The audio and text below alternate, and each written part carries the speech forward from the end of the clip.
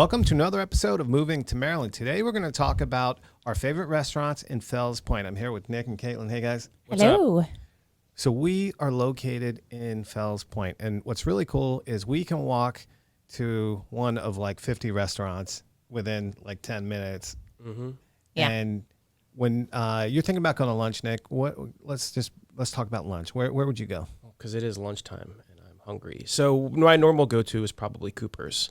That's where, great bar food, right on Thames Street, right across the street from the water. Everybody's happy at Koopers. There's such a good range of the chicken Sammy. Mm-hmm. I tell you, the way that they blacken their salmon is perfect. Like a lot of people mess that up, and they do such a good job. So it's definitely one of my favorites as well. What about you, Caitlin? Ooh, probably Ekiben. Yeah, for lunch or dinner, but their takeout is incredible. They were just actually nominated for a James Beard Award, wow. Which is extremely impressive for they started at farmers markets and now they have 3 brick and mortar locations. They are just killing it. They're killing it. Their chicken sandwich is so good. Yes. I mean, their sauce, their pickled onions, everything about what they do is They got me hooked on tofu, weirdly enough, because I used to hate it. Mm-hmm. And then they were like, here, try this. And I was like, this is tofu? And they're like, yeah. And I was like, and then now it's my go-to, the tofu bra. I get it every time I go to Ekiben now. Yep. Yeah. I mean, we do. We order from there and pick up. It's a carry out. There's there's maybe like 5 seats in the Fells Point location. Barely. Yeah. And it's up for a James Beard Award. That's amazing. Yeah, really impressive. Other lunch spots. Duck Goose. What about that? It's classic French food. I mean, the chef Al, he does a great job. He has a creative menu. He's classically trained. The restaurant has an awesome ambiance, white tablecloth, but with really cool artwork on the walls, great cocktails. They have an outdoor patio in the back, which is awesome. Great wine list. If you like that kind of classic dining, can't beat Duck Goose. Oh, yeah. And just another note on that patio in the back. It's not just like in the back. It's like a secluded courtyard inside of the restaurant. So it's like a whole other thing than I feel like honestly anywhere else in Baltimore. Like I don't think that there's any other patio quite like what Duck Goose has going on. And the setting is such a part of the experience of a good restaurant, right? I think of like, and I'm gonna pronounce this wrong. I always do. Barcocina. Barcocina. And they're Spanish, Mexican. So the best thing about on the waterfront, is the view. You're right on the waterfront. It's a really, really large restaurant. It's great for parties. They're open for lunch most days. Really expansive menu. Probably one of my favorite margaritas in Fells Point, to be honest. They do a really, really good margarita, especially when the weather's nice, so that we're finally in spring. They raise the doors up. All the breeze from the harbor comes in, and it's really, really nice. Mm-hmm. Yeah, their outdoor area is usually pretty busy. Mm-hmm. Now, one of my favorites, probably most of this area's favorites, Thames Street Oyster House. Mm-hmm. I mean, what a unique place, inspired. It's got a sort of Boston style inspiration mixed with a Maryland seafood place. It's small. There's a wait to get in, but it's so good. Yeah. I mean, and oysters are like a very quintessential Chesapeake Bay kind of experience. Like that's a huge part of the culture of this area. So. Yeah. And it's, the best way I describe Thames Street Oyster House, because it's probably my favorite restaurant in Fells Point, is it's an East Coast seafood experience. I have, call it Smaltimore, but I find it really funny that the head chef there is married to my high school English teacher, and which I think is just like such a small, like 6 degrees of Kevin Bacon kind of thing. But it's a experience, the East Coast seafood. They have oysters from all up and down the East Coast. They're known for their lobster roll, which is, crazy to think a Maryland restaurant has, I think, a better lobster roll than most of the cities I've been to in New England. Great crab cakes. I mean, everything is done well, knowledgeable staff, really great service, a very, I'd say, intimate atmosphere, really nicely decorated. It's a great spot for a date. It's a great place for a business dinner. It's a great place to bring family. It's, I can't say, enough good things about it. What another good place for a date is, and there's so many choices, the Black Olive. Their seafood selection there. I mean, when that place opened, it was like the place for many years, and then all these new restaurants popped up around it, and Harbor Point and Harbor East, and of course everything in Fells Point we're talking about. But the Black Olive is a go-to. We go there at least once a month, and they're known for their fresh fish, and they'll debone it at tableside. Wow, that's something you don't see happen too often anymore. Like that's kind of a lost art. Deboning a fish tableside is kind of a lost art. Yeah, so it's kind of fine dining, but not quite fine dining. Yeah. I mean, it's like a hybrid sort of. Maybe upscale casual. Upscale casual. So speaking of that, there's also Peter's Inn. Oh, yeah. Which is another Fells Point. You will 99% of the time miss it unless you know exactly where you're going, because it's so inconspicuous from the outside. It's a row house that's like orange and blue, and you think like, who the heck lives there? And it's one of the best restaurants at Fells Point inside. Their menu's different every night, and it's small. It is. It's very intimate. It can be tough to get into, but that's the beauty of it. It's just a really unique experience. That's an experience. Like if you have visitors from out of town and you want to give them like a Baltimore experience, like Peter's Inn is a great place. Great food. Very all the staff are characters. They know what they're doing, but they're all very fun. You get treated like friends or family, whether they love you or they hate you. They give you sass a lot of times too, but it's awesome. I mean, there's just these hidden gems. Like Papi's Tacos. I mean, that place is fantastic, and it's just got so much character. Yeah, it's an institution. Yeah. In terms of also hidden gems, I mean, one of my favorite places to go to for lunch outside of Koopers is Thai Street and Broadway Market. There's a bunch of great little restaurants. You have the ice cream place, you have chicken and waffles, you have an old school deli, but the Thai place in there is awesome, because a lot of times you get kind of like dumbed down food. They're not afraid to throw spice in there. Well, they have 4 levels of heat. Yeah. My wife ordered food from there once, and I was eating some soup from there, and my scalp started sweating.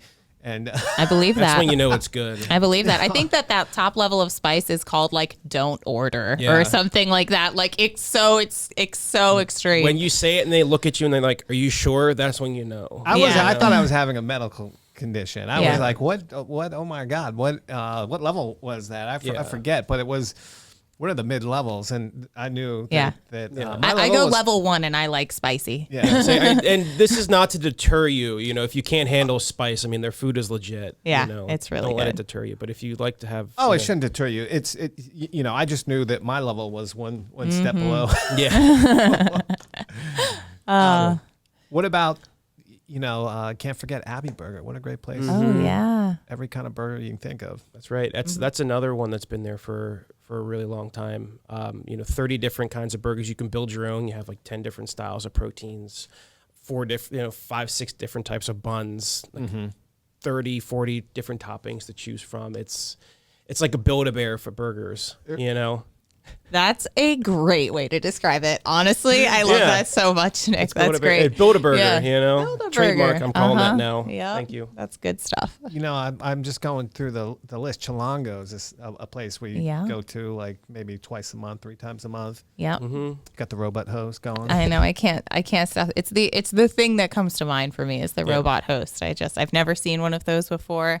They're on the cutting edge of technology over there at Chilangos. Yeah, food's great. What about quirky places? I mean, Fells Point is kind of known for having some quirkiness to it.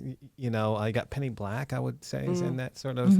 Got some unique offerings. Really cool historic building that's been there a long time. Yeah, really good food. Really good food. I mean, it's it's very inconspicuous from the outside. You would pass it, like you would most, and then when you walk in, it's very old school. It's mahogany wood paneling. It's burgundy paint. It gives you like a very it's like you're going back in time. And the food doesn't necessarily represent that. I think what they do is they do a smaller menu done really well. They have a great burger. They do awesome specials. Whenever we go in, the specials are always kind of like what I ordered. They had like pot pies a couple of weeks ago, and they were awesome. Really, really nice staff. Really quaint, really small corner spot, and it's awesome. I love it. Yeah. When I think of small spots too, I think of Twist. which every time I go there, it just has like the freshest salads and ingredients, and that's like, you would, if you blinked, you would miss it walking down the street on Broadway. Yeah, I actually don't know where it is.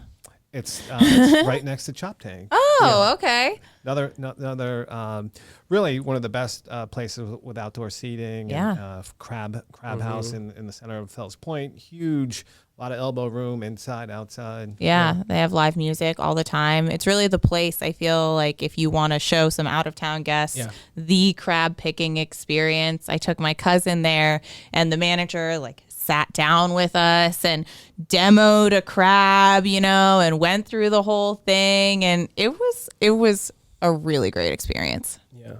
But I want to touch back on funky and eclectic, and you can't talk about funky and eclectic without talking about Blue Moon. Oh, yeah. Which is the funkiest eclectic place, from the artwork on the walls to the music that they play to the food that they make. I mean, huge portions with just weird kind of mad scientist-y concoctions. Captain Crunch French toast. I mean, who comes up with that? But then once you have it, you're like, you kind of get it. And you drink the Kool-Aid a little bit, and you're like, wow. And everything they do, breakfast and lunch is awesome. There's always people lined up to go and eat at Blue Moon, which is great. Yeah, very generous portions as well. And I want to get back to date night Ampersea. Oh, yeah. I mean, on the waterfront. It's on the edge of, you might not think about it because it's on the edge of Fells Point, right next to Harbor Point. But what a great restaurant, great views right there in the water. Yep. My husband and I actually met working there 8 years ago when it was Waterfront Kitchen. And it's also a very cool location because it's in the Frederick Douglass Museum. So if you're a history person, there's also a lot there. And they work with a lot of different programs working with disadvantaged youths and stuff like that. So that's yeah. So that's really, really cool, and it's nice to see them supporting the community in that way. Yeah. It's really important. Yeah, and two, they have a great brunch. Oh yeah. And I will say, I'm a self-proclaimed basic. So, I know where all the best brunch spots are, because that's obviously a big thing for people in Baltimore. So Ampersea has a great brunch. Barcocina has a great brunch. Slancha, which is right next door to Koopers. It's an Irish place. Great brunch. Where else? Choptank actually really has a good brunch. I'm trying to think. Waterfront Hotel has a really good brunch. And yeah, it's a great place to kind of have a Sunday fun day. Yeah. Which is great. One of the things about Fells Point is we're surrounded by Harbor Point, Harbor East, Canton, Butcher's Hill, and in other episodes we're talking about all of those areas. But there are so many good spots that you can get to that are right outside of Fells Point. I mean, we can go on and on. This episode could easily be 3 hours. Yes. Because as people who love to eat, and we get very animated about food. I'm already starving talking about all this. It's nice that we're kind of, you can go anywhere and find great food, great dining wherever you go in Baltimore. And that's the attraction for a lot of people when they move to Fells Point is you have that lifestyle where you can go to one of 50 different places depending what you're feeling, what style of food or what sort of setting you want, right? Yeah, absolutely. Something for every occasion. So Nick, Caitlin, myself, we're real estate agents, and our office is right here in Fells Point. So if you're interested in exploring Fells Point or any of the surrounding communities, any of the cities surrounding the Beltway, for that matter, reach out. Our contact info is in this post. Look forward to seeing you next episode. Take care.